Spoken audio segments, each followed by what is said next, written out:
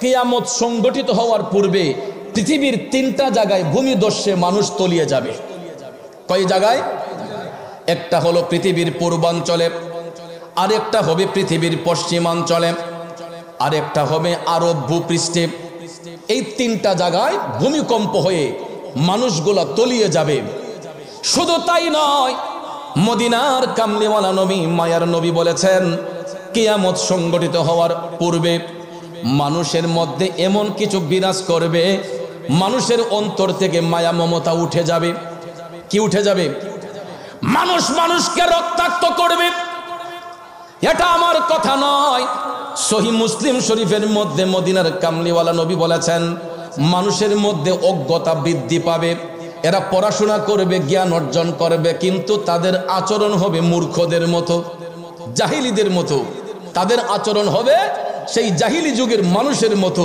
শিক্ষা অর্জন করেও এরা অশিক্ষিতদের মতো কাজ করবে। বর্তমান সিচুয়েশনে এমন পরিস্থিতি অনেক জায়গায় হয় কি হয় না? আরো জোরে বলেন, হয় কি হয় না? এবং আমার নবী বলেছেন অজ্ঞতা বেড়ে যাবে। শুধু তাই নয়, দয়াল নবী বলেছেন কিয়ামত সংগঠিত হওয়ার পূর্বে মানুষের মধ্যে মায়া মমতা উঠে যাবে। শুধু তাই নয়, আমার দয়াল নবী আরো বলেছেন কিয়ামত সংগঠিত হওয়ার আগে মানুষের মধ্যে সঙ্গম, অবৈধ সঙ্গম বৃদ্ধি বেশি পাবে। অবৈধ সঙ্গম, যেটা রসুল বলেছেন রাস্তাঘাটে গরু ছাগল যেরকম ওপেন মেলামেশা করে, রাস্তাঘাটে গরু ছাগল যেমন ওপেন মেলামেশা করে, রসুল বলেছেন ফিতনার জামানায় এমন একটা জামানা আসবে যেই জামানার মধ্যে মানুষের চোখের মধ্যে শরম লজ্জা বলতে কিছু থাকবে না। এরা খোলা আকাশের নিচে অবৈধ সঙ্গমে লিপ্ত হবে। কথা কোন, এই সিচুয়েশন আছে না নাই? রাগ করতেছেন? কষ্ট পাচ্ছেন? আপনি লক্ষ্য করে দেখবেন বিভিন্ন পার্কের মধ্যে, বিভিন্ন রিসোর্টের মধ্যে, বিভিন্ন সমুদ্র সৈকতে যান, লক্ষ্য করে দেখবেন মানুষের চোখের মধ্যে এখন পর্দা নাই। ওপেনলি খোলা আকাশের নিচে গরু ছাগল যেই রকম মেলামেশা করে, ভাইয়ারা আমার, বন্ধুরা আমার, শরীয়তের কোনো ঢাকনা নাই, চতুর্দিকে কোনো দেয়াল নাই। আব্বারে, স্বামী স্ত্রী যদি মিলন করে, আপনারা দেখবেন তার যদি একটা কুড়ে ঘর হয়, ছোট্ট একটা সোনের ঘর যদি হয়, তারপরও দেখবেন এটার চতুর্পাশে একটা বেষ্টনী থাকে। ঠিক না ঠিক? স্বামী স্ত্রী যদি মিলনও করে, আপনারা দেখবেন ছোট্ট কুড়েঘর হলেও চতুর্দিকে ব্যারিকেড থাকে, একটা নির্জন পরিবেশ থাকে, সুন্দর একটা পরিবেশ থাকে। কথা কোন ঠিক কিনা? কিন্তু এই সমাজের মধ্যে স্বামী স্ত্রী পরিচয় দিয়েও কিছু কিছু মানুষ এমন কিছু কাজ করে, ওপেনলি দেখা যায় তার যদি বৈধ স্ত্রীও হয়, রাস্তাঘাটের মধ্যে, মার্কেটে গিয়ে, অনেক পার্কের মধ্যে গিয়ে, রিসোর্টের মধ্যে গিয়ে আপনারা দেখবেন এরা খোলা আকাশের নিচে এরা মেলামেশা করে, কুলাকুলি করে। আছে না নাই? যেগুলা চক্ষু লজ্জা হয়। কথা বলেন ঠিক না? এই জন্য ১৫০০ বছর আগে মদিনার কামলিওয়ালা নবী, মায়ার নবী বলেছেন রাস্তাঘাটে গরু ছাগল যেই রকম সঙ্গম করবে রে, এমন একটা জামানা আসবে মানুষ গরু ছাগলের নিয়ে রাস্তাঘাটে ওপেনলি এরা মেলামেশা করবে। আব্বাজির আমার, বন্ধুরা আমার, আমি নিজের চোখে না দেখে কোনো মন্তব্য করি না, কারণ না যাই না কোনো সম্পর্কে মন্তব্য করা এটা গীবতের পর্যায়ে চলে যায়। আমার নিজ চোখে আমি দেখেছি, গত রবিউল আউয়াল মাসে আমার একটা গজল রিলিজ হয়েছে। ওই গজলটা রেকর্ড করার জন্য আমি চট্টগ্রাম সি বিচে গিয়েছিলাম, পতেঙ্গা সমুদ্র সৈকতে। পতেঙ্গা সমুদ্র সৈকতে যাবার পরে আমি গজল রেকর্ড করার জন্য আমি ভাবলাম যে আমি স্পট থেকে একটু আলাদা যাই, যেখানে মানুষ থাকে না। আমি মেইন জায়গাটা থেকে যেখানে দর্শনার্থীরা যায় সেখান থেকে সাইডে চলে গেলাম। বিশ্বাস করেন, খুদার কসম, আমি নিজের চোখে দেখেছি পাথরের চিপার মধ্যে খোলা আকাশের নিচে এক একটা ছেলের কোলে এক একটা মেয়ে বসে আছে। আরো জোরে বলবেন না নাউজুবিল্লাহ? আমার বিবেকে প্রশ্ন জাগলো, এরাও তো কোনো মায়ের সন্তান, এদের মা বাবা এদেরকে কি শিক্ষা দিল? ওপেনলি খোলা আকাশের নিচে, কোনো চতুর্দিকে দেয়াল নাই, পাথরের চিপায় বসে এরা সঙ্গম করতেছে। সাথে সাথে মনে পড়ে গেল আমার রসুল তো ১৫০০ বছর আগেই এরকম ভবিষ্যৎবাণী করেছেন। ঠিক না ঠিক? শুধু তাই নয় আমার ভাইয়েরা, রসুল বলেছেন কিয়ামত সংগঠিত হওয়ার পূর্বে এই সমাজের মানুষগুলা যাকাত দিতে অস্বীকৃতি জানাবে। এটা সহিহ মিশকাতের মধ্যে বর্ণনা এসেছে। আমার দয়াল নবী মায়ার নবী বলেছেন, মানুষ যাকাত দিতে অস্বীকৃতি জানাবে, যাদের উপর যাকাত ফরজ করা হয়েছে ওই ব্যক্তিগুলা যাকাত দিবে না, যাকাতের সম্পদগুলা নিজেরা ভক্ষণ করবেন। আছে না নাই? কথা বলেন আছে না নাই? বন্ধুরে, আল্লাহর হাবিব সাল্লাল্লাহু আলাইহি ওয়াসাল্লাম বলেছেন, যারা যাকাত দিতে অনীহা প্রকাশ করে, যাকাতের সম্পদ যারা নিজেরা ভক্ষণ করে, ওই সম্পদটা যখন তার পেটের মধ্যে যায়, পুরাটা সম্পদ রক্ত মাংসগুলা সাপ বিচ্যুতে পরিণত হয়ে যায়। তখন দেখবেন যাকাত দিতে অস্বীকৃতিকারী ব্যক্তিগুলা, যারা হারাম সম্পদ গ্রহণ করে, সুদের ব্যবসা করে, ঘুষের ব্যবসা করে, আপনারা দেখবেন এদের পেটগুলা একটু উঁচা উঁচা থাকে। ঠিক না ঠিক? এরা যাকাতের সম্পদ লুণ্ঠন করত, এরা মানুষকে যাকাত দিত না। তাদের সম্পদ থাকার পরেও সম্পদ কমে যাবে, এই কারণে এরা যাকাত দিত না।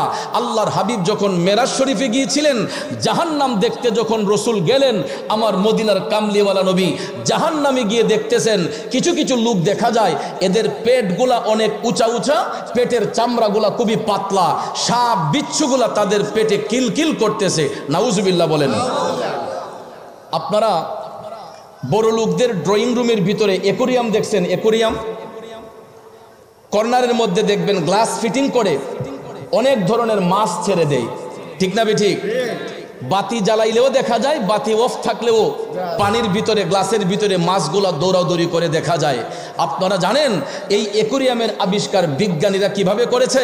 আমার রসুলের হাদিস শরীফকে রিচার্জ করে, সুদকুর ঘুষকুরের পেটকে রিচার্জ করে বিজ্ঞানীরা অ্যাকোরিয়ামের আবিষ্কার করেছে। সুদকুরে ঘুষকুরের পেট রিচার্জ করে অ্যাকোরিয়ামের আবিষ্কার করেছে। ভাইয়ের আমার, বন্ধুরা আমার, কারণ পৃথিবীর সর্বশ্রেষ্ঠ বিজ্ঞানী হলেন আমার মদিনার কামলিওয়ালা নবী। কথা বলেন ঠিক না ঠিক? এই জন্য বহুদিন আগে কথা সঙ্গীতটা বলতাম, ওরে বিজ্ঞানীদের মহাগুরু মোদের নবী জি, বিজ্ঞানীদের মহাগুরু মোদের নবী জি, এইরকম একজন দয়াল নবী তোকাই পাইবাইনি, বিজ্ঞানীদের মহাগুরু মোদের নবী জি, বিজ্ঞানীদের মহাগুরু মোদের নবী জি। কথা বলেন ঠিক না বেঠে? জগতের বন্ধুরা রে,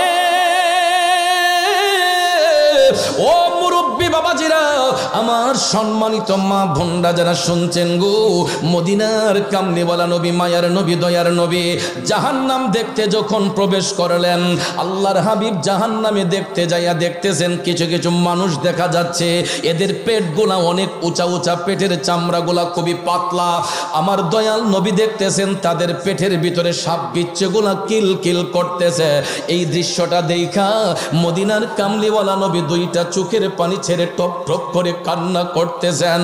আমার নবী ডাক দিয়া কই, ও জিব্রাইল, ও জিব্রাইল, এই হতভাগ্য লোকগুলা কারারে জিব্রাইল? এদের পেটের মধ্যে সাপ বিচ্ছুগুলা কিলকিল করতেছে, এরা কারা? জিব্রাইল আলাইহিস সালাম ডাক দিয়া কই, নবী গো, ওগো মায়ার নবী, দয়ার নবী, এরা আপনার উম্মতের মধ্যে একদল লোক। দয়াল নবী গো, এরা দুনিয়ার জমিনে যাকাত দিত না, এরা সুদের ব্যবসা করত, ঘুষের ব্যবসা করত। ইয়া রাসূলুল্লাহ, এরা ইতিমের সম্পদ লুণ্ঠন করত, এরা যাকাতের সম্পদ গ্রহণ করত। এই জন্য এই সম্পদগুলা গ্রহণ করার কারণে এইগুলা তাদের পেটে যাইয়া সাপ বিচ্ছুতে পরিণত হয়েছে।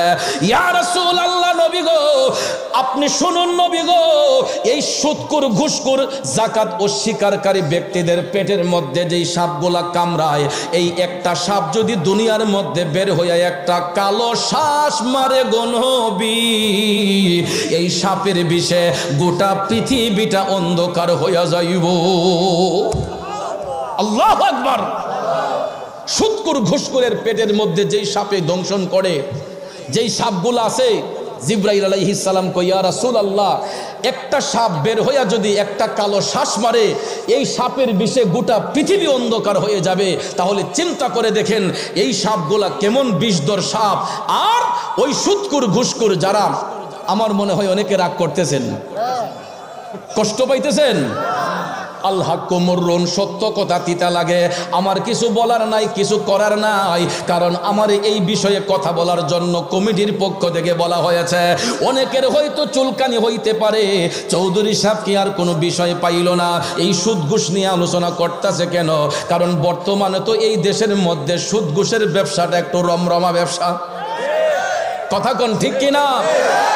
এ নবীর প্রেমিকেরা, আপনারা লক্ষ্য করে দেখবেন, সুদ যারা খায়, ঘুষ যারা খায়, যারা যাকাত দিতে চায় না, এদের টাকাটা কেমনে আমার আল্লাহ সিনাইয়ে নেই। দেখেন, অনেক সময় দেখা যায় কলিজার নিচ দিয়া হালকা হালকা করে চিনচিনাইয়া ব্যথা করে, ঠিক নিও। ডাক্তারের কাছে গিয়া গ্যাস্ট্রিকের বড়ি আনে, কয় হাই পাওয়ারের বড়ি দেও, কয় এই 20 পাওয়ারে কাম হয় না, 40 পাওয়ার দেও। গ্যাস্ট্রিকের বড়ি খায় ব্যথা নির্মূলের জন্য, কথা বলেন। তারপরেও দেখা যায় কোনো কাজ হয় না, কয় খাবার খাইলে এটা উপরে উঠতে হয়, কথা বলেন। অনেকে কয় ও তোমার যে গুমসুম হয় না লেগে মনে হয়, সারাদিন ব্যবসা বাণিজ্য করো এর লেগে খাবারটা মানে উপরে উঠতে জায়গা, কো না ও ভালো ডাক্তার দেখাই তুইব।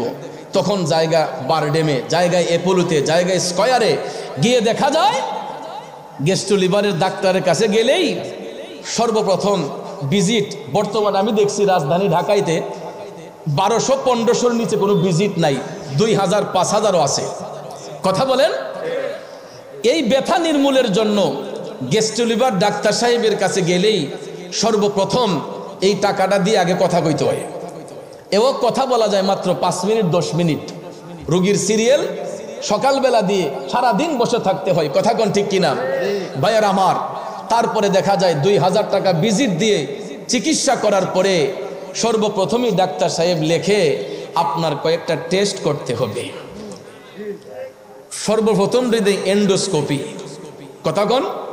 গ্যাস্ট্রো লিভার ডাক্তারের কাছে গেলে এন্ডোস্কোপি, তারপরে আরেকটা দেয় ফাইব্রোস্ক্যান, ফাইব্রোস্ক্যান দেওয়ার পরে আরেকটা দেয় আলট্রা, এরপরে আবার বলে আপনি একটা এই করেন, ব্লাডটা একটু টেস্ট করেন, আপনার কোলেস্টেরল আছে কিনা একটু টেস্ট করতে হবে, ঠিক না ঠিক? এই রকম 4-5টা টেস্ট যখন দেওয়া হয়, শুরুতেই দেখা যায় 10,000-15,000 টাকা চলে আসে এই টেস্টের ফিস, কথা বলে না। এক গরিবের টাকা মাইরা খাইলে, ইতিম মিসকিনের টাকা মেরে খাইলে টাকাগুলা কেমনে যায় দেখুন। এখানে 15-16 টাকা চলে গেছে টেস্টের মধ্যে, ডাক্তারকে দিলেন আরো 2,000, ওষুধ কিনতে লাগে আরো 4-5 কথা কোন ঠিক কিনা, মোটামুটি একটা টাকা চলে গেছে। আপনারা বলেন যদি 1000টা টেস্টও যদি করা হয়, কোন ডাক্তার সাহেবের বাবা কি রোগী বাঁচাইতে পারবে?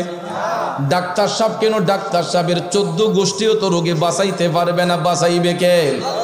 আরো জোরে কনকে।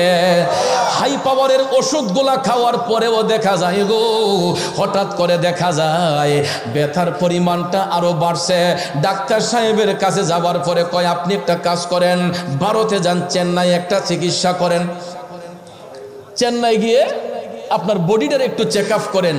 চেক আপ করার পরেই দেখা যায় ডাক্তার সাহেব বলতেছে আপনার লিভারে ক্যান্সার হয়ে গেছে, কথা বলেন। আপনার আলসার হইয়া আপনার পিত্তথলিতে ঘাও হয়ে গেছে, আপনার লিভারের মধ্যে পয়জন দেখা দিয়েছে, কথা কোন ঠিক না ঠিক?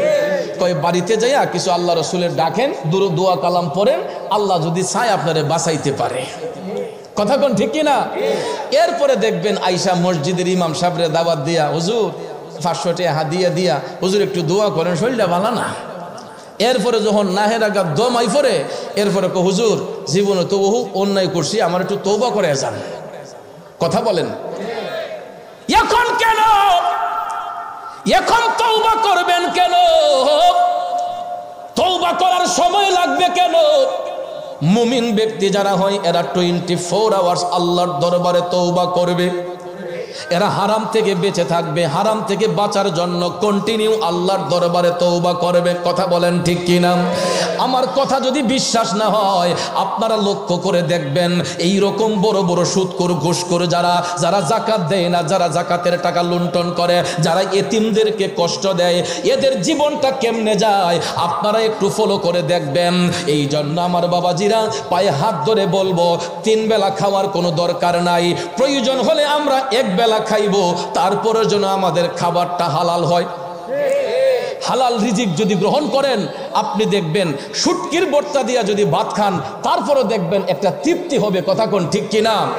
আমি অনেক বড় লোকের বাড়িতে খাবার দাবার খেয়েছি, আল্লাহ খাওয়াইছে, রিজিক রাখছে, খাইছি, কিন্তু অনেক গরিবের বাড়িতেও দাওয়াত খাইছি। বাবাজি আপনি একটা রিক্সাওয়ালার ঘরে দাওয়াত খাইয়া দেখবেন, একটা দিনমজুর ব্যক্তির ঘরে দাওয়াত খেয়ে দেখবেন এই ঘরের খাবারের মধ্যে কি পরিমাণ মজা। আবার বড় লোকদের ঘরের মধ্যে 10টা 15টা আইটেম দিয়ে খাইয়া দেখবেন, যারা হারাম খায় এদের ঘরে খাইয়েন, দেখেন এই খাবারের টেস্টটা কেমন। আর একটা গরিব লোকের ঘরে, রিক্সা চালক দিনমজুরের ঘরে খাইয়া দেখবেন ওই খাবারের টেস্টটা কেমন। বন্ধুরা আমার বলতে পারেন হুজুর গরিব ব্যক্তিরা তো অনেক দিন পরে একটু রান্না করে, বড় লোকরা প্রতিদিন রান্না করে, এই জন্য হয়তো কোনো মজা হয় না। আসলে কথা সেটা নয়, কারণ দিনমজুর যারা এরা মাথার ঘাম পায়ে ফেলে অক্লান্ত পরিশ্রম করে ঘাম ঝরাইয়া ইনকাম করে। এরা ওই রিক্সা চালক ভাই সারাটা দিন রিক্সা চালাইয়া মাথার ঘাম পায়ে ফেলে দিয়া অক্লান্ত পরিশ্রম করে হালাল পথে ইনকাম কইরা তার বিবি বাচ্চার রিজিক আনে। কথা বলে হালাল পথে ইনকাম করার কারণে দেখা যায় রিক্সাওয়ালা ঘরের খাবার মজা, সিএনজি চালকের ঘরের খাবার মজা, দিনমজুর ভাইয়ের ঘরের খাবারের মধ্যে টেস্ট, কারণ এই খাবারের মধ্যে ভেজাল নাই, এটা হারাম টাকার খাবার নয়। কথা কোন ঠিক না ঠিক? এই টাকাটা হালাল টাকা আসছে। এই জন্য ভাইয়ার আমার, বন্ধুরা আমার, দেখবেন যারা দিনমজুর রিক্সা চালক এদের ঘরে প্রতিনিয়ত খাবার আসে, বড় লোকদের ঘরের মধ্যে খাবার আসে, কিন্তু বড় লোকদের ঘরে সম্পদ যত বেশি হয় টেনশন তত বেশি হয়। আর যাদের হিসাব সম্পদ কম হয় তাদের টেনশনটা দেখবেন কম হয়। কথা কোন ঠিক না ঠিক? এই জন্য আমার ভাইয়েরা আল্লাহ রাব্বুল আলামিন সূরা আল ইমরানের মধ্যে বলেছেন কুলিল্লাহুম্মা মালিকাল মুলকি তুতিল মুলকা মান তাশা ওয়া তানজিউল মুলকা মিম্মান তাশা। আল্লাহ কয় হাবিব ও বন্ধু গো, আপনি জগৎবাসীরে জানাইয়া দেন সমস্ত রাজ্যের মালিক একমাত্র আমি আল্লাহ। আমি যদি চাই কাউকে রাজ্য দিতে পারি, আমি আল্লাহ চাইলে রাজত্ব কেড়ে নিতে পারি। আল্লাহ কয় হাবিব আপনি বলে দেন ওয়া তুইজ্জু মান তাশা ওয়া তুযিল্লু মান তাশা বিয়াদিকাল খায়র। হাবিব আপনি বলে দেন আমি আল্লাহ চাইলে কাউকে সম্মানিত করতে পারি, আমি আল্লাহ চাইলে কারো কাছ থেকে সম্মান কাইরা নিতে পারি। ক্ষমতা কার? জোরে বলেন কার? এই জন্য কবি বলেন এই পৃথিবী যেমন আছে তেমনি ঠিকই রবে, সুন্দর ওই পৃথিবী ছেড়ে একদিন চলে যেতে হবে রে মন, চলে যেতে হবে। কথা বলেন ঠিক কিনা? একটু দুরূদ শরীফ পড়ুন। আল্লাহুম্মা সাল্লি। হুজুর একটু সামনে আগায় আসতে বলেন। ভাইয়ারা আমার একটু কষ্ট করে সামনে আগায় যান। আল্লাহুম্মা সাল্লি আলা সাইয়্যিদিনা মুহাম্মাদ নাবি শাফি মাওলানা মুহাম্মাদ নাবি। একটু সামনে আগান মেহেরবানি করে, আমরা সবাই মিলে বসবো। মাওলানা মুহাম্মাদ দিন থাকিতে করো মনে রে পরকালের ভাবনা, দিন থাকিতে করো মন রে পরকালের ভাবনা। ভাইরে খালি হাতে যাবে চলে, সঙ্গে কিছুই যাবে না। খালি হাতে যাবে চলে, সঙ্গে কিছুই যাবে না। আল্লাহুম্মা সাল্লি আলা। মাশাআল্লাহ এই যে কিছু জায়গা খালি আছে এখানে চলে আসেন। নাবিয়ানা মাওলানা মাহদনাবি শাফি মোহাম। বাবাজিরা আমার বন্ধুরা আমার খারাপ লাগতেছে, আমি বলেছিলাম এই পৃথিবী যেমন আছে তেমনি ঠিকই রবে। সুন্দর ওই পৃথিবী ছেড়ে একদিন চলে যেতে হবে রে মন, চলে যেতে হবে। ঠিক কিনা বলুন, আরো জোরে কোন ঠিক কিনা? আব্বাজিরা আমার গাছের মধ্যে আম পেকে গেছে, গাছের মধ্যে জাম পেকে গেছে। কত সন্তান চোখের পানি ছাইরা কান্দে, আম গাছের তলে যায় আম গাছের দিকে তাকাইয়া কয় আহ আজকে গাছের মধ্যে আম ধরছে। কিন্তু যেই বাবা নিজের হাতে আম গাছটা লাগাইলো, বাবাটা তো আছে অন্ধকার কবরে। জাম গাছের জামের দিকে তাকাইয়া সন্তান বাবার কথা স্মরণ কইরা কান্দে। আমার আব্বা নিজের হাতে জাম গাছটা লাগাইলো, গাছের জাগাত গাছ আছে, কিন্তু যেই ব্যক্তিটা গাছ লাগাইয়া গেল ওই বাবাটা তো দুনিয়াতে নাই, পড়ে আছে অন্ধকার কবরে। এ বন্ধুরা আমার, বাবাজিরা, এই জন্য কবি বলেছেন পৃথিবী যেমনি আছে তেমনিতেই থাকবে। আমরা এই দুনিয়াতে থাকবো না, আজ না হয় কাল, একদিন না একদিন দুনিয়া ছেড়ে চলে যেতে হবে। কে চলেই যেত যাব, যাবার আগে নিজের ঈমান আমলটাকে শুদ্ধ করা দরকার আছে না নাই? আমার মদিনার কামলিওয়ালা নবী জাহান্নাম দেখতে যাইয়া শুধু এটা নয়, আরেকটু সামনে গিয়ে আমার নবী দেখতেছেন আরো কিছু কিছু লোক দেখা যায়, এদের পাওগুলা উপর দিকে, মাথাগুলা নিচ দিকে। আব্বারে, এদের মাথার মধ্যে এমন ভাবে আগুনের তাপ দেওয়া হচ্ছে, এদের মাথার মগজগুলা টকবক টকবক করতেছে। কারণ মহিলারা চুলার মধ্যে ভাত পাক করলে ভাতের ফ্যানগুলা যেই রকম ঠকবক করে, দয়াল নবী দেখতেছে ওই সমস্ত ব্যক্তিদের মাথার মগজগুলা ভাতের ফ্যানের মতো ঠকবক ঠকবক করতেছে। আবার নবী কাইন্দা কাইন্দা কই, জিবরাইল,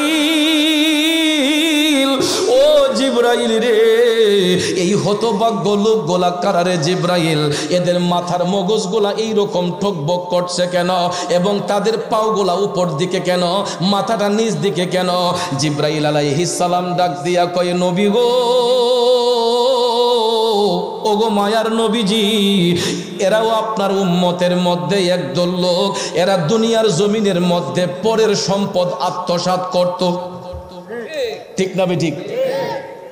নিরীহ মানুষ, জাগার দলিল আছে, সাফ কাউলা আছে, এরপরও দেখা যায় ভদ্রলোক জাগার মাঝে গিয়া খার হইতে পারে না। আলগা থেকে কিছু মানুষ আইসা কয়, এখান থেকে সর বেটা, কই আমার জায়গা, আমার দলিল সাফ কাউলা আমার নামে, আমার জায়গাতে আমি বসত করতে পারবো না? কয় না, এটা আমার দখলে, এটা অমুকের দখলে। ঠিক না বেঠিক? আসেনি এমন?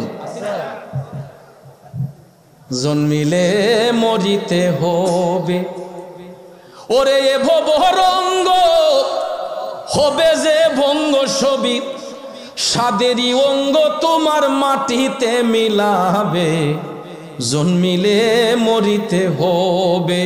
ঠিক কিনা বাজান? কার জায়গা নিয়ে আপনি বাহাদুরি করতেছেন? কার জমিনের মধ্যে গিয়ে আপনি হাত বাড়াচ্ছেন? ভদ্রলোকের সাফকাউলা আছে, জাগার দলিল আছে, RSBS সব কিছু ঠিক আছে, তারপরও দেখা যায় নিরীহ মানুষ হওয়ার কারণে ওই ব্যক্তির প্রতি কিছু মানুষ জুলুম কইরা তাকে বিটাছাড়া করতেছে। আছে না নাই? এদের শাস্তি আমার নবী জাহান্নামে দেখেছেন। তাদের পাগুলা উপর দিকে থাকবে, মাথাটা নিচ দিকে থাকবে, এদের মাথার মধ্যে অগ্নির তাপ দিবে, বাতের ফ্যানগুলা যেই রকম ঠকবক করে, ওই জাহান্নামী ব্যক্তিদের মাথার মগজটা ভাতের ফ্যানের মতো ঠকবক করবে। কারণ হলো এরা দুনিয়ার জমিনে পরের সম্পদ আত্মসাৎ করত, মানুষের প্রতি জোর জবরদস্তি করত, রাহাজানি করত, খুন খারাপি করত। আসেনি বাবা? আপনারা একটাবার লক্ষ্য করে দেখেন, এই পৃথিবীর মধ্যে যত ক্ষমতাধর ব্যক্তি ছিল, যত বড় বড় রাজা বাদশা ছিল, আজকে কি তাদের রাজত্ব আছে? সব কিছু ধ্বংস হয়ে গেছে কার হুকুমে? জোরে কোন কার হুকুমে? তাহলে বাঙালি এটা বুঝে না কেন, মানুষ বুঝে না কেন, আমি যত কিছু করি না কেন আমার তো এই দুনিয়াটা চিরস্থায়ী নয়। ব্যাংকের মধ্যে কোটি কোটি টাকা কার জন্য? ছেলে মেয়ের জন্য। কার জন্য? ছেলে মেয়ের জন্য।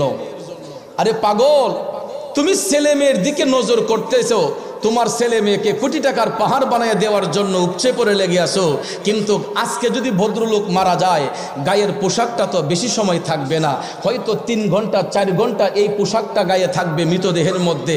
তারপরেই তো সবাই আইসা এই গায়ের পোশাকটা টান দিয়া খইলা বড়ই পাতার গরম জল দিয়ে গোসল দিয়ে ওই ব্যক্তিটাকে 3 টুকরা সাদা মার্কিন কাপড় দিয়ে পেঁচাইয়া দিবে। নাকি মিথ্যা বললাম? 3 টুকরা মার্কিন কাপড় দিয়ে পেছাইয়া দেখবেন আমরা একটা গাড়িতে উঠাই। এই গাড়িটা থাকে কোথায় জানেন? মসজিদের কোণার মাঝে। কোথায়? মসজিদের কোণার মধ্যে গাড়িটা থাকে। এটা কোনো প্রাডো মার্সিডিজ নয়, এটা কোনো ল্যান্ড ক্রুজার নয়, এটা কোনো দামি ব্র্যান্ডের গাড়ি নয়। ভাইয়ার আমার, এই গাড়িটা ধনী গরিব রাজা বাদশাহ মন্ত্রী মিনিস্টার সবার জন্য ওয়েট করে একটা জায়গায় মসজিদের কোনায়। ডেড বডি হয়ে যাবার পরে 3 টুকরা সাদা মার্কিন কাপড় দিয়ে পেছাইয়া দেখবেন স্বজনরা কয়, কিরে অমুক, তোরা 2টা ভাই, তোরা 3টা ভাই, তোর বাপের লাশটা তোরা কান দইল। ঠিক নিও, ছেলে বাবার লাশটা কান্দে লইছে, কবরের দিকে যাইতেছে, হাঁটতেছে আর কাঁদতেছে বাবার জন্য। আব্বা নাই, ও আব্বা নাই। আব্বার কথা স্মরণ কইরা কাঁদতেছে, কাঁদতে কাঁদতে গেছে শেষ স্টেশনে, এই কবরস্থানের মধ্যে। কথা কোন ঠিক কিনা? গাড়ি তো এক জায়গায় পার্কিং করতে হয়, ওই গাড়ির পার্কিংটা হবে কবরস্থানের পার্শ্বে। ভাইয়ার আমার, কবরস্থানের পার্শ্বে নিয়েই এই 4 পায়ার খাটিয়াটা, এই গাড়িটা দেখবেন স্টপ করে, তখন কয় অমুক, তোরা 3টা ভাই জনমের বিদায় বাপরে দিবে, তোরা সাহস করে 3 ভাই কবরে নাম, তোর বাপরে নিজের হাতে শোয়াইয়া দে। ঠিক নিও আব্বা? তারপরে দেখবেন 3 ভাই নামে কবরে। নাইমা যখন বাবারে কবরের মধ্যে শোয়ায়, সবার মুখ দিয়ে আসে বিসমিল্লাহি ওয়া আলা মিল্লাতি রাসূলিল্লাহ। কথা কোন ঠিক কিনা? তখন তো সন্তান কয় না যে আমি আমার আব্বার লগে কবরে তাহাম, মাইজম ছেলে বলে না আব্বার লগে আমি কবরে শুয়ে তাহাম, ছোট ছেলে বলে না যে আমি শুয়ে তাহাম, একটা দিন পরে আমি আমু তোমাদের কাছে। এই কথা কি কোনো সন্তান বলছে কোনোদিন? বলতে পারবে কোনোদিন?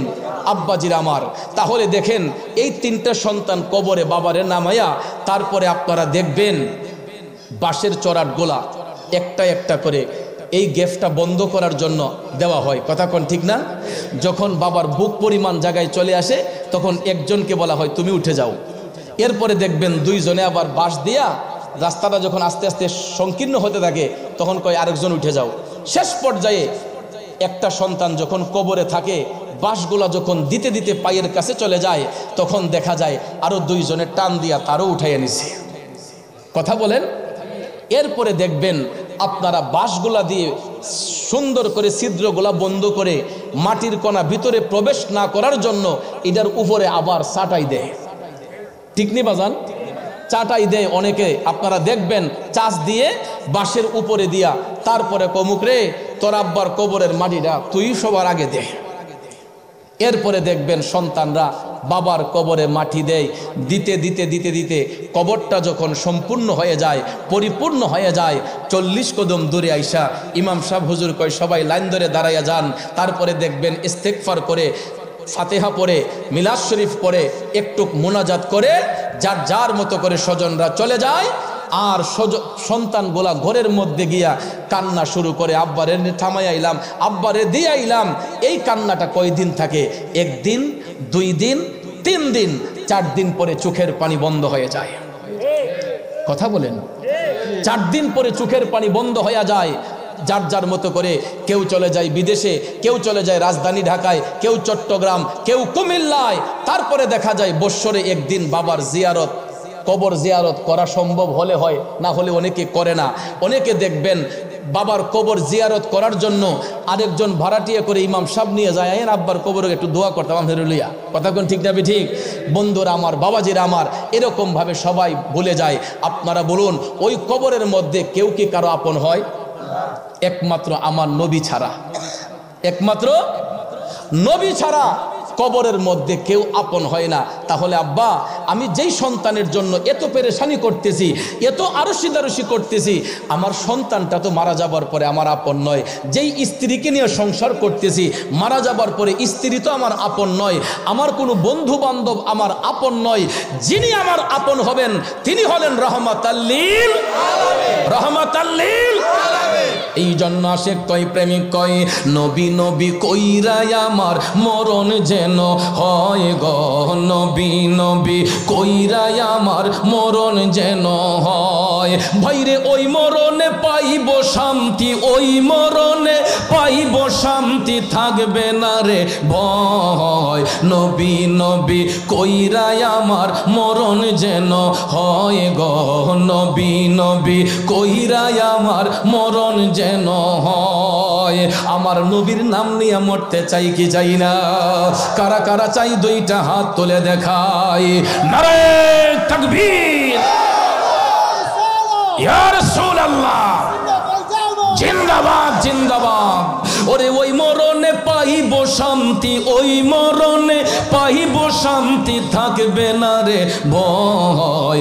নবী নবী কইরাই আমার মরণ যেন হয় গো, নবী নবী কইরাই আমার মরণ যেন হয়। কারণ নবী ছাড়া ওই কবরে নাই রে বান্ধব নাই, নবী ছাড়া ওই কবরে নাই রে বান্ধব নাই। হাসরেতে নবী ছাড়া নাই দরদি নাই, হাসরেতে নবী ছাড়া নাই দরদি নাই, নবী ছাড়া ওই কবরে নাই রে বান্ধব নাই। কথা বলেন ঠিক কিনা? বান্দার জন্য রহমত আমার নবী মুহাম্মদ, দুজাহানে আর কি আছে মোদেরই সম্পদ, ঠিক কিনা কোন? বান্দার জন্য রহমত আমার নবী মুহাম্মদ, দুজাহানে আর কি আছে মোদেরই সম্পদ। আমার মদিনার কামলিওয়ালা নবীজি শুধু দুনিয়াতে আপন নয়, তিনি কবরে আপন, হাসরে আপন, মিজানে আপন, ফুলসিরাতে আপন, সর্ব জায়গায় আপন। এই জন্য আব্বা, মদিনার কামলিওয়ালা নবীর প্রেমে পাগল হইয়া যাও। যেই ব্যক্তি আমার নবীর প্রেমে পাগল হইয়া যায়, ওই ব্যক্তি কোনোদিন সুদের ব্যবসা করতে পারে না। যে মদিনার কামলিওয়ালা নবীর প্রেমিক হইয়া যায়, ওই ব্যক্তি ঘুষের টাকা খাইতে পারে না। যেই ব্যক্তি নবী কামলিওয়ালার প্রেমিক হইয়া যায়, ওই ব্যক্তি কোনোদিন আমার নবীর শানে বেয়াদবি কইরা নবীর আদর্শর খেলাফ করতে পারে না। ওই ব্যক্তি জাকাতের টাকা খাইতে পারে না, ঠিক না ঠিক? দয়া করে গাইবেন কিতা গাউসুল আজমের শান, গাউসে পাকের শান। আচ্ছা, আপনারা এগুলা দিলে অনেকে মনে করে হুজুরের না জানি কোন প্রশ্ন করে বইছে।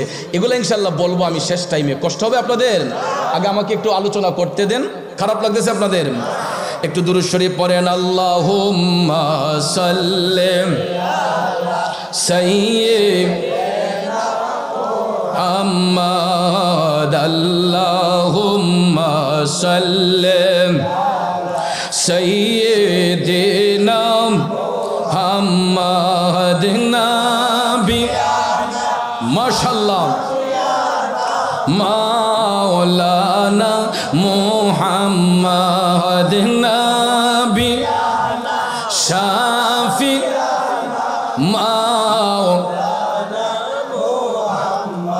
আমার বাবাজিরা, বন্ধুরা, আমরা নবীর পক্ষে থাকতে চাই কি চাই না?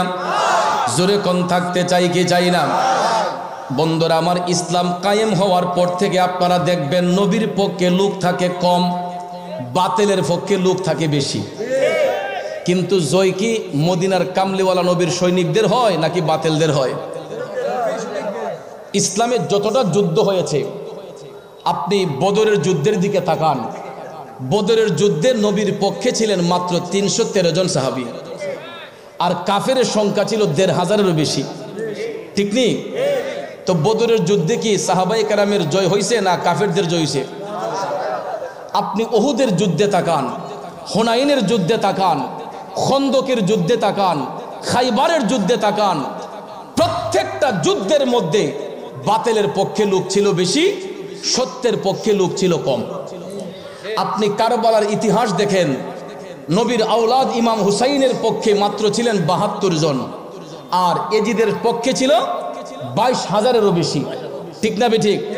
তো ২২,০০০ লোক যদি ৭২ জন লোকরে যদি ব্যারিকেড দেয়, এদের দেহের কোনো হাড্ডি মাংস থাকার কথা?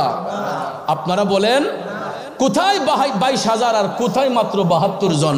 তবে একটা কথা মনে রাখবেন, সত্যের পক্ষে লোক যদি কমও থাকে, বাতিলের পক্ষে লোক যদি বেশিও থাকে, আমার আল্লাহ জয়দান করবে সত্যের মধ্যে। কথা কোন ঠিক কিনা?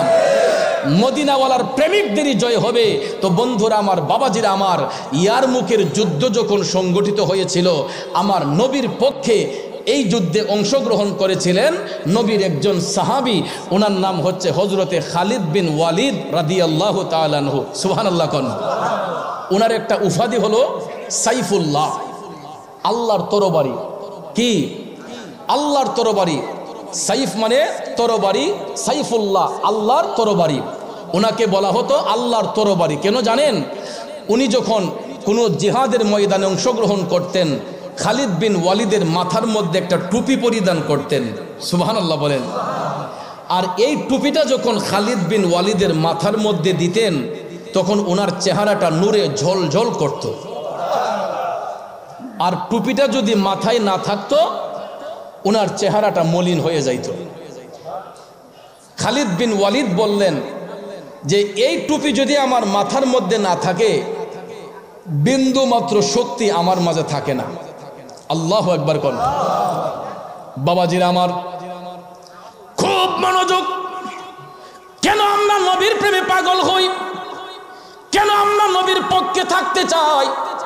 খালিদ বিন ওয়ালিদ রাদিয়াল্লাহু তাআলা আনহু আমার নবীর পক্ষে জীবন দিতে প্রস্তুত ছিলেন। যখন ইয়ারমুকের যুদ্ধ হবে, ইয়ারমুকের যুদ্ধের ময়দানে খালিদ বিন ওয়ালিদ অংশগ্রহণ করলেন। যুদ্ধের ময়দান যখন উত্তপ্ত হইয়া গেছে গো, এমন সময় দেখা যায় কাফেররা নবীর সৈনিকদের উপর হামলা চালাচ্ছে। যুদ্ধের ময়দান উত্তপ্ত, এমন সময় খালিদ বিন ওয়ালিদকে বলা হলো, ও সাইফুল্লাহ, হে আল্লাহর তরবারি, তুমি তাড়াতাড়ি ময়দানে প্রস্তুত হইয়া যাও। খালিদ বিন ওয়ালিদ তিনি সঙ্গে সঙ্গে টুপিটা মাথার মধ্যে দিলেন। টুপিটা মাথার মধ্যে দিয়া খালিদ বিন ওয়ালিদ জিহাদের ময়দানে গেলেন, ইয়ারমুকের ময়দানে। তরবারি যখন তিনি হাতের মধ্যে নিয়ে দাঁড়াইয়া গেছে গো, এই তরবারির সামনে যেই ব্যক্তি পড়ত, কচুর মতো কর্তন হইয়া যাইত।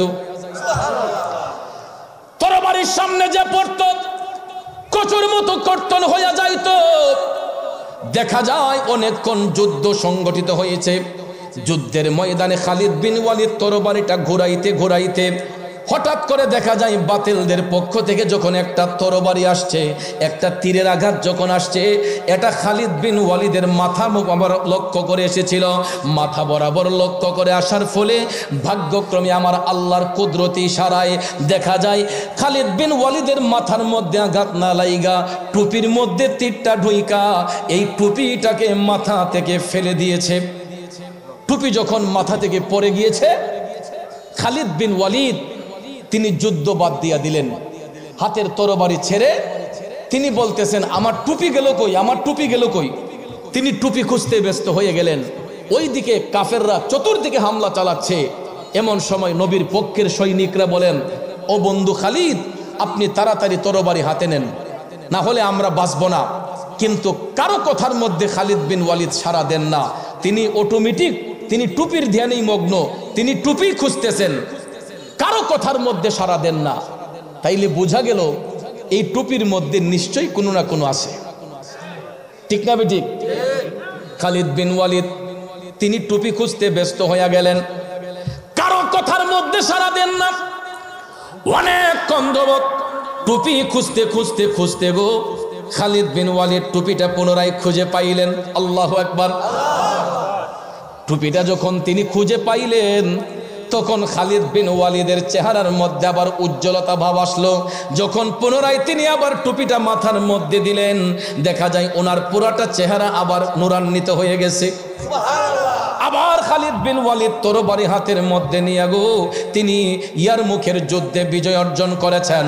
জিহাদ করে দেখা যায় প্রত্যেকটা কাফেরদেরকে তিনি কতল করতে সক্ষম হইয়া ইয়ারমুখের যুদ্ধে মুসলমানদের পক্ষে একটা বিশাল বড় জয় আসলো।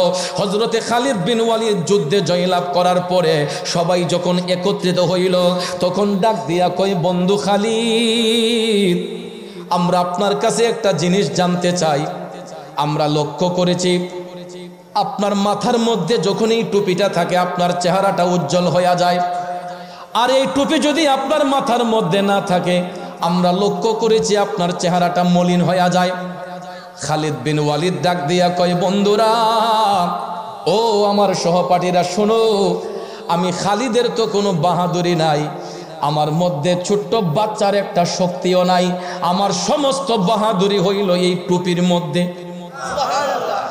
সবাই জানতে চাইলেন, বন্ধু খালিদ আমাদেরকে একটু বলেন কি আছে এই টুপির মধ্যে, এই টুপির মধ্যে এমন কি হাকিকত রয়েছে আমাদেরকে বলেন।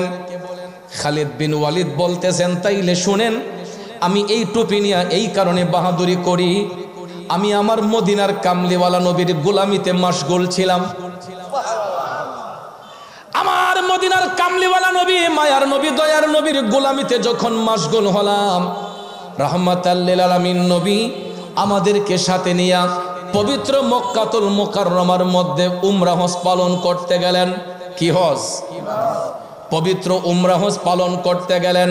খালিদ বিন ওয়ালিদ বললেন, দয়াল নবী যখন বাইতুল্লাহ শরীফ তাওয়াফ করতেছেন, আমরা নবীজির পিছন পিছন আমরাও তাওয়াফ করলাম, কিন্তু কখনো আমরা নবীজির কদম মুবারকের মধ্যে পাও রাখি নাই। রসুল যেই দিকে হাঁটতেন আমরা নবীজির কদমের মধ্যে, কদম মুবারকে আমরা পাও রাখতাম না, আমরা সব সময় একটু আড়ালে গিয়া একটু ফাঁস কাটিয়ে অন্যদিকে হাঁটতাম, কারণ আমার দয়াল নবীর পাও মুবারকের চিহ্ন যেখানে পড়তো সাহাবায়ে কেরাম সেখানে কদম রাখতেন না। আদব কারে কয় চিন্তা করেন, সুবহানাল্লাহ কোন। এই জন্য কবি কয়, ওরে যাহার দনে হইলাম ধনী, যাহার গুণে হইলাম গুণী, যাহার মানে হইলাম মানি, প্রাণে বিশ্বাস রয়া আমার, মুর্শিদ আমার রংমহলে আগ দুয়ারে পাহারাদার, তাই তো আমি শুইয়া থাকি সংবাদ লই না দুনিয়ার। কারণ যাদের পাশে নবী আছে তাদের আবার চিন্তা কিসের? ঠিক না বে ঠিক? নবী যাদের সঙ্গে থাকে গো তাদের তো কোনো চিন্তা নাই। খালিদ বিন ওয়ালিদ বলতেছেন, আমি নবীজির সঙ্গে উমরা হজে ছিলাম, দয়াল নবী বাইতুল্লাহ শরীফ তাওয়াফ করলেন। বাইতুল্লাহ শরীফ তাওয়াফ করার পরে মদিনার কামলিওয়ালা নবী সাফা মারওয়া সাই করলেন। সাফা মারওয়া সাই করার পরে গো আমার মদিনার কামলিওয়ালা নবী যখন মাথা মুবারক মুন্ডন করতে গেলেন, কি মুবারক? উমরা হজ করে এখন পর্যন্ত আমরা মাথা মুন্ডন করি কি করি না? তবে মাথা মুন্ডন করা উত্তম।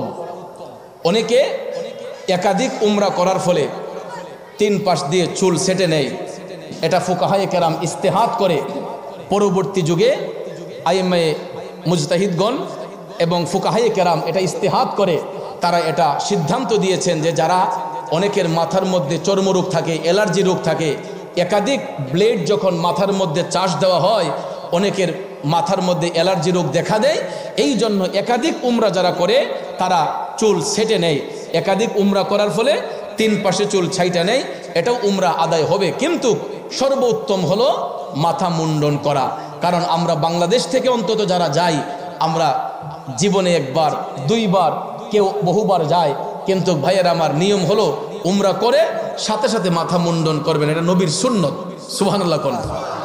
আমার দয়াল নবীজি পবিত্র উমরা হজ পালন করার পরে যখন মাথা মুবারক মুন্ডন করতে গেলেন, খালিদ বিন ওয়ালিদ বললেন, আমরা যতজন নবীর উম্মতরা সাথে ছিলাম আমরা সবাই মিলে গায়ের রুমালগুলা বিছাইয়া দিলাম, যাতে করে আমার দয়াল নবীর একটা চুল মুবারক জমিনের মধ্যে না পড়ে।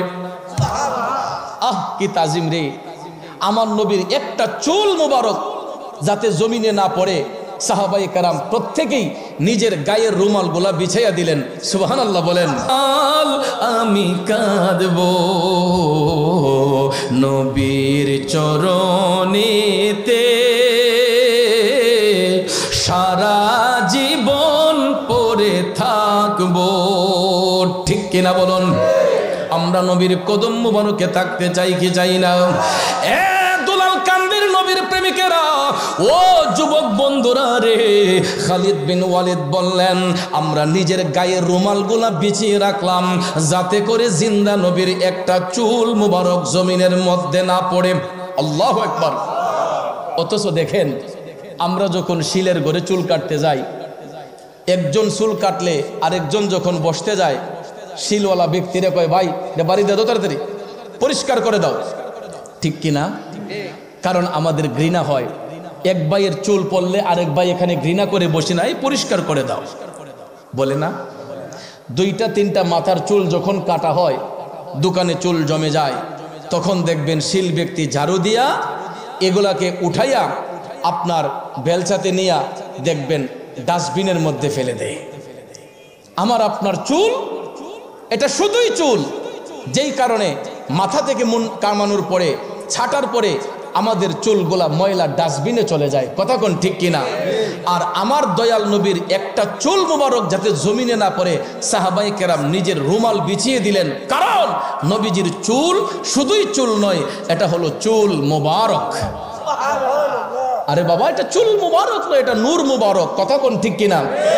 আমার দয়াল নবীর চুল মুবারক এখনো আরব দেশে অনেক জাদুঘরে, মিশরের কায়রোতে এবং আরো অনেক বড় বড় জাদুঘরে আমার নবীর চুল মুবারক গ্লাস ফিটিং করে যত্ন সহকারে এখন পর্যন্ত রাখা আছে।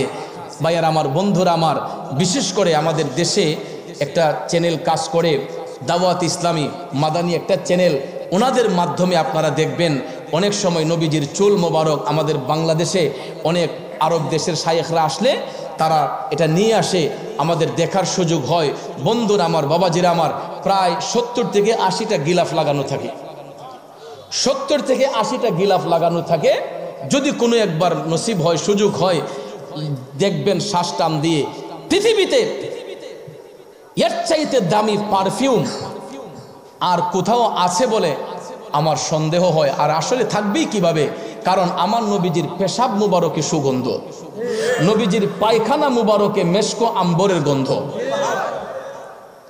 কথা কোন ঠিক না বিজি? আর আমার আপনার পায়খানা এটা শুধুই পায়খানা, দুর্গন্ধ। কেউ যদি রাস্তার কিনারে পায়খানা করে আমরা বকাঝোকা করি, আর এটা কে করছে রে, কে কাম করছে, দেখবেন তার 14 গোষ্ঠী নিয়ে আমরা বকাবকি করি, ঠিক না? আর আমার নবীজি যখন টয়লেট মোবারক করতেন, বাতাসে সুগন্ধি ছড়াইতো, সাহাবাই কেরাম বলতেন যে এত সুন্দর মেশকো আম্বরের গন্ধ আমরা তো জীবনে কোনোদিন শুনি নাই। কোত্থেকে আসতেছে? কোত্থেকে আসতেছে? পরবর্তীতে তাল্লাশ করে দেখা যায় রসুল পায়খানা মুবারক করে আসার পরে আমার নবীর টয়লেট মুবারকের থেকে মেশকো আম্বরের সুঘ্রাণ ছড়ে যাইত। কিন্তু পৃথিবীর ইতিহাসে কেউ কোনোদিন আমার নবীর পায়খানা মুবারক দেখতে কেমন এটা দেখার সৌভাগ্য হয় নাই। কেন? রসুল নিজে বলেছেন যে আমি যখন টয়লেট করতে যাই জমিনটা হাঁ করে বসে থাকে এটা গিলার জন্য। এটা জমিনে পড়তে দেরি হয়, জমিন সেটা গ্রহণ করতে দেরি করে না। আমি আল্লাহু আকবার, ইয়া রাসূলুল্লাহ, ইয়া গাউসুল মুস্তাবির, জিন্দাবাদ জিন্দাবাদ। এই জন্য আমি দম গুনাহগারে লিখেছিলাম, আমার জীবন করব দান গেয়ে নবীর গুণগান, আমার জীবন করব দান গেয়ে নবীর গুণগান। নবী ছাড়া ত্রিভুবনে নাই কোনো সম্মান, আমার জীবন করব দান গেয়ে নবীর গুণগান। নবী আমার জাহানেরই জান, নবী আমার প্রাণ, নবীর কাছে পাবো মোরা খোদাই সন্ধান, যদি ঠিক রাখো ঈমান পাবে পাবে জান্নাতের বাগান, যদি ঠিক রাখো ঈমান পাবে জান্নাতের বাগান। আমার জীবন করব দান গেয়ে নবীর গুণগান। কথা বলেন ঠিক কিনা বন্ধু? আমার নবীর পায়খানা মুবারক জমিনে পড়ার সাথে সাথে জমিন সেটা গিলে ফেলতো, ঠিক না ঠিক? পৃথিবীতে কেউ কখনো দেখা সম্ভব হয় নাই। সাহাবায়ে কেরাম অনেক চেষ্টা করেছিলেন সেটা দেখার জন্য, কিন্তু দেখতে না পেরে সমস্ত সাহাবায়ে কেরাম আম্মাজান আয়েশা সিদ্দিকা রাদিয়াল্লাহু তাআলা আনহার হুজরা শরীফে গিয়ে তারা আবদার করেছিলেন, ওগো উম্মুল মুমিনিন, আমরা তো নবীজির সেই পায়খানা মুবারক থেকে মেশক আম্বরের গ্রান পাই, কিন্তু সেটা দেখা সম্ভব হয় না। আপনি তো নবীজির একান্ত কাছে থাকেন, এটা একমাত্র আপনার পক্ষেই দেখা সম্ভব হবে। আম্মাজান আয়েশা সিদ্দিকা রাদিয়াল্লাহু তাআলা আনহা বললেন, আমি চেষ্টা করব, আপনাদের এই আবদারটুকু আমি পুরা করার চেষ্টা করব। তাৎক্ষণিকভাবে সাহাবায়ে কেরাম যখন চলে গেলেন আমার নবী হুজরা শরীফে, আপনারা বলুন দয়াল নবী কি শুধু সামনে দেখেন না পিছনেও দেখেন? আমার নবী সামনে যতটুক দেখেন পিছনে ততটুক দেখেন, ডাইনে যতটুক দেখেন বামে ততটুক দেখেন, উপরে যতটুক দেখেন নিচে ততটুক দেখেন। মোট কথা আল্লাহর সৃষ্টি জগতের মধ্যে এই কুল কায়নাতে যা কিছু সৃষ্টি করা হয়েছে আমার আল্লাহ পাক দেখেন কুদরতের নজরে, আর আমার নবী কামলিওয়ালা দেখেন রহমতের নজরে। কথা বলেন ঠিক না ঠিক? আল্লাহ দেখেন কুদরতের নজরে, আমার নবী দেখেন রহমতের নজরে। এই জন্য ভাইয়ার আমার রসুলের চোখ মুবারকে কোনো কিছু আড়াল থাকে না। কথা কোন ঠিক কিনা? দয়াল নবী আমার হুজরা শরীফে অবস্থান করছেন, আম্মাজান আয়েশা সিদ্দিকা প্রিপারেশন নিচ্ছেন। হঠাৎ করে দেখা যায় আমার মদিনার কামলিওয়ালা নবী, মায়ার নবী, দয়ার নবী হাজত মুবারক করার জন্য খেজুর পাতার বেষ্টনী দেওয়া টয়লেট মুবারক, সুবহানাল্লাহ, খেজুর পাতার বেষ্টনী দেওয়া টয়লেট মুবারকে রসুল গেলেন হাজত মুবারক করার জন্য। আম্মাজান আয়েশা সিদ্দিকা রাদিয়াল্লাহু তাআলা আনহা যখন দেখলেন হুজরা শরীফে নবী নাই, তখন তিনি লক্ষ্য করে দেখলেন নবী টয়লেট মুবারকে গিয়েছেন। আম্মাজান আয়েশা সিদ্দিকা একটা কৌশল অবলম্বন কইরা তিনি আমার নবীর একটু আড়ালে গিয়া দাঁড়ালেন। আম্মাজান আয়েশা সিদ্দিকা রাদিয়াল্লাহু তাআলা আনহার সিদ্ধান্ত হলো যে একদিকে রসুল বের হবেন, সাথে সাথে আমি গিয়ে ঢুকে যাব, তাইলে তো দেখতে পাবো। রসুল বের হবেন আর আমি ঢুকে যাব, সুবহানাল্লাহ। তারপরও রসুলের টয়লেট মুবারকটা কেমন তিনি দেখবেন সাহাবায়ে কেরামকে আশ্বস্ত করেছিলেন। ভাইয়ারা আমার, ঠিক সেই রকমভাবেই আমার রসুল বের হলেন, সঙ্গে সঙ্গে আম্মাজান আয়েশা সিদ্দিকা ঢুকলেন। ঢুকার পরে তাকাইয়া দেখেন আমার নবীর পায়খানা মুবারকের কোনো চিহ্নই নাই।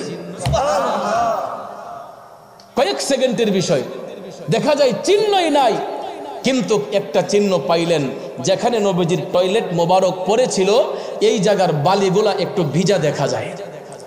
তখন তিনি এই ভিজা বালিগুলা হাতে নেওয়ার পরে আম্মাজান আয়েশা সিদ্দিকা তিনি বলেছেন যে আমার জীবনে আমি কোনোদিন এত সুন্দর খুশবু পাই নাই। আমার নবীর পায়খানা মুবারক করার পরে এই ভিজা বালি থেকে আমি যে গ্রান পেয়েছি, পৃথিবীতে এত সুন্দর গ্রান আমি আর কখনো শুনি নাই। সুবহানাল্লাহ কোন।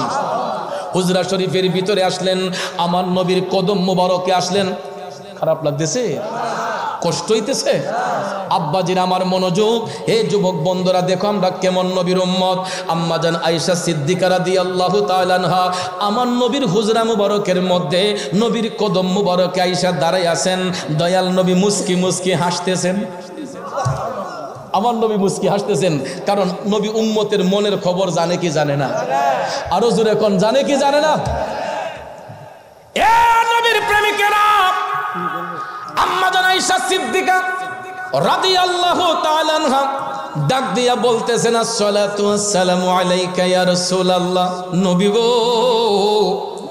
আমাদের দেশের স্ত্রীরা তো স্বামীরে গিয়া অমুকের বাপ, ওগো স্বামী এরকম বলে ডাকে। কথা কোন ঠিক না? আমার নবীর 11 জন বিবি ছিলেন যারা মুমিনদের মা, উম্মুল মুমিনিন। 11 জন বিবির মধ্য হতে কেউ কোনোদিন আল্লাহ রসুলকে স্বামী বলে ডাকেন নাই। সবাই বলেছেন ওগো আল্লাহর রসুল, ইয়া রাসূলুল্লাহ, ইয়া হাবিব আল্লাহ। সুবহানাল্লাহ কোন। আমার আল্লাহ তো কোরআনে পাকে হাবিবকে এমনভাবেই ডেকেছেন, ইয়া আইয়ুহাল মুজাম্মিল, ইয়া আইয়ুহাল মুদ্দাসসির। কথা কোন ঠিক না বেঠিক? বন্ধুরা আমার, বাবাজিরা আমার, কারণ আমার নবীকে যারা ডাকবে তারা সম্মান দিয়ে ডাকবে, আদবের সহিত ডাকবে। কথা কোন ঠিক কিনা? 11 জন বিবির মধ্য হতে কোনো উম্মাহাতুল মুমিনিন কেউ কোনোদিন আমার নবীরে ওগো স্বামী বলে ডাকেন নাই। আম্মা জান আয়েশা সিদ্দিকাও বলতেছেন, ইয়া রাসূলুল্লাহ, আমি আপনার কদম মুবারকে একখানা আরজি পেশ করতে চাই। সুবহানাল্লাহ। নবী আমার ডাক দিয়া কয়, আয়েশা কি বলো? আম্মা জান আয়েশা সিদ্দিকা রাদিয়াল্লাহু তাআলা আনহা বলতেছেন, নবী গো, আপনার উম্মতেরা আপনার নুরানি পায়খানা মুবারক থেকে মেশক আম্বরের ঘ্রাণ পায়, তারা কখনো এটা দেখতে পারে নাই, কিন্তু নবী গো আমার মাধ্যমে তারা দেখার চেষ্টা করেছিল, জানতে চেষ্টা করেছিল। নবী গো আমিও চেষ্টা করেছিলাম দেখার জন্য, কিন্তু দেখতে পারি নাই আপনার টয়লেট মুবারকখানা কেমন। আমার নবী তখন ডাক দিয়া বললেন, আয়েশা, আমি কি তোমাদের মতো? সুবহানাল্লাহ কন্যা। আমার রসুল বললেন, আয়েশা, আমি কি তোমাদের মতো? তখন আম্মাজান লজ্জিত হয়ে গেলেন। আচ্ছা বলেন, আমার রসুলের সঙ্গে সৃষ্টির কোনো বস্তুর তুলনা আছে? আমার দয়াল নবী হচ্ছেন বেনজির বেমেসাল। কথা কোন ঠিক কিনা? যার সঙ্গে সৃষ্টির কোনো বস্তুর তুলনা হইতে পারে। দয়াল নবী বলেছেন, আমি কি তোমাদের মতো? আম্মা জান আয়েশা সিদ্দিকা লজ্জিত হয়ে গেলেন। তখন আমার নবী ডাক দিয়ে বললেন, আয়েশা রে, আমি রসুল যখন পায়খানা করতে যাই, এটা জমিনের মধ্যে পড়তে দেরি হয়, জমিন সেটা গিলার জন্য প্রস্তুত থাকে, হা করে বসে থাকে, এটা পড়তে দেরি হয়, জমিন সেটা গিলতে দেরি করে না। এই হাদিস শরীফ রিসার্চ করে এটার হাসিয়ার মধ্যে পড়লে আপনারা পাবেন যে আজকে যে মাটির মধ্যে আমরা ফসল উৎপাদন করি, দেখবেন হরেক রকমের গাছ, ঠিক না বেঠিক? একই মাটির মধ্যে এক গাছের ফল হয় টক, একটা মিষ্টি, একটা ঝাল, কত রকমের নিয়ামত যে আল্লাহ এই জমিনের মধ্য থেকে আমাদেরকে দিছে, ঠিক না আব্বা? একই মাটির মধ্যে আম গাছ, জাম গাছ, কাঁঠাল গাছ, লিচু গাছ, পেয়ারা গাছ, লটকন গাছ, কত ধরনের গাছ আমরা লাগাই, দেখবেন এক একটা ফলের এক একটা স্বাদ। ভাইয়ার আমার, অনেক মুফাসসিরিনে কেরাম বলেছেন এই স্বাদ আসছে একমাত্র আমার নবীর কারণে। আরো জোরে কন্যা সুবহানাল্লাহ। এই জন্য বন্ধুরা আমার, বাবাজিরা, আমি যেই কথাটা বলতে চেয়েছিলাম, আমার নবীর চুল মুবারক, এটা শুধু চুল মুবারক নয়, এটা নূর মুবারক। মূল আলোচনা কিন্তু এই জায়গার মধ্যে ছিল, মনে আসেনি? বন্ধুরা গভীর মনোযোগ। নবীজির চুল মুবারকের মধ্যে মেশক আম্বরের গন্ধ। এই জন্য সাহাবাই কেরাম আমার নবীর চুল মুবারক সংগ্রহ করার জন্য তারা উপচে পড়ে লেগে থাকতেন। হযরতে খালিদ বিন ওয়ালিদ বলেন, আমি যখন নিজের গায়ের রুমালটা বিছিয়ে রাখলাম, আমি লক্ষ্য করে দেখলাম আমার রুমালের মধ্যে নবীজির কয়েকখানা চুল মুবারক হাজির হয়েছে। তখন তিনি ভাবলেন, নবীজির চুল মুবারক তো যেই কোনো জায়গার মধ্যে রাখা যাবে না, কোথায় রাখবো? সিদ্ধান্ত নিলেন, টুপিটা যেহেতু বডির সর্বোচ্চ জায়গার মধ্যে থাকে, মাথার উপরে কি আর কোনো স্থান আছে? মাথার মধ্যে টুপি থাকে, এই টুপির মধ্যে যদি যত্ন কইরা আমার নবীর চুল মুবারক সেলাই করে বেঁধে রাখি, এই জায়গার মধ্যেই যত্নের সহিত থাকবে। বন্ধু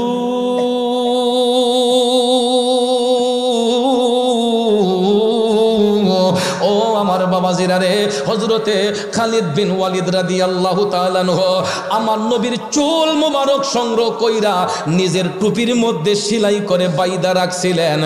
আর টুপিটা মাথার মধ্যে দিয়া খালিদ বিন ওয়ালিদ বলতেন, আমি মনে করি স্বয়ং রহমাতাল লিল আলামিন আমার সাথে আছে। সুবহানাল্লাহ। আরো জোরে কোন সুবহানাল্লাহ। এই টুপি যদি আমার মাথার মধ্যে না থাকে, একটা বাচ্চার শক্তি আমার মধ্যে থাকে না। আর নবীজির চুল মুবারক মিশ্রিত করা এই টুপিটা যখন আমার মাথার মধ্যে পরিধান করি, পৃথিবীর মধ্যে এমন কোন বাহাদুর দেখি না আমি খালিদ বিন ওয়ালিদের তরবারির সামনে দাঁড়াইয়া ইসলামের বিরুদ্ধে একটা কথা বলবে। একটা বাহাদুর নাই ইসলামের বিরুদ্ধে কথা বলে আমার কাছ থেকে চলে যাবে, কচুর মতো তাকে কর্তন করে ফেলবো। কারণ আমার রাহমাতাল লিল আলামিন নবী আমি খালিদ বিন ওয়ালিদের সাথে আছে। সুবহানাল্লাহ বলেন। তাইলে দেখেন সাহাবাই কেরাম আমার নবীর চুল মুবারককে এত তাজিম করতেন, সম্মান করতেন। না জানি নবীজির আপাদ মুস্তক মুবারক, দেহ মুবারকটাকে সাহাবাই কেরাম কতই না তাজিম করতেন, সম্মান করতেন। হে বাবাজিরা আমার, দুলাল কান্দির ভাইয়ের আমার, আজকের এই মাহফিল তো নবী প্রেমের মাহফিল। কথা কোন ঠিক কিনা? এটা কবরবাসীর আত্মার মাহফিল। আজকে কবরের মধ্যে নবী ছাড়া আপন কেউ হয় না, তাহলে আমরা দুনিয়াবাসী যারা আছি আমরাও তো এই দুনিয়া ছেড়ে কবরে যাব, কথা কোন ঠিক কিনা? তো কবরে গেলে তো এই ভালোবাসার মানুষ কেউ থাকবে না, সবাই যার যার মতো চলে যাবে। একমাত্র কবরে গিয়া যারা আপন পাইবেন তিনি হলেন শাহে মদিনা। তাহলে যেই নবী আমার আপনার দুনিয়াতে আপন, কবরে আপন, সর্ব জায়গায় আপন হয়, ওই নবীর গোলামি করতে কারো কোনো আপত্তি আছে? কারো কোনো কষ্ট আছে? ভাইয়ার আমার, বন্ধুরা আমার, দুঃখ লাগে, কষ্ট লাগে। মাথায় পাগড়ি, টুপি, জুব্বা, কুর্তা লাগায়ও দেখা যায় আমার নবীর বিরুদ্ধে অনেকেই কথা বলে। আমার বড় আফসোস হয়, এই টুপি মাথায়, নবীর সুন্নত মাথায় দিয়া কিছু কিছু ভাই এখন 20 বছর হাদিসের খেদমত করছে, 20 বছর হাদিসের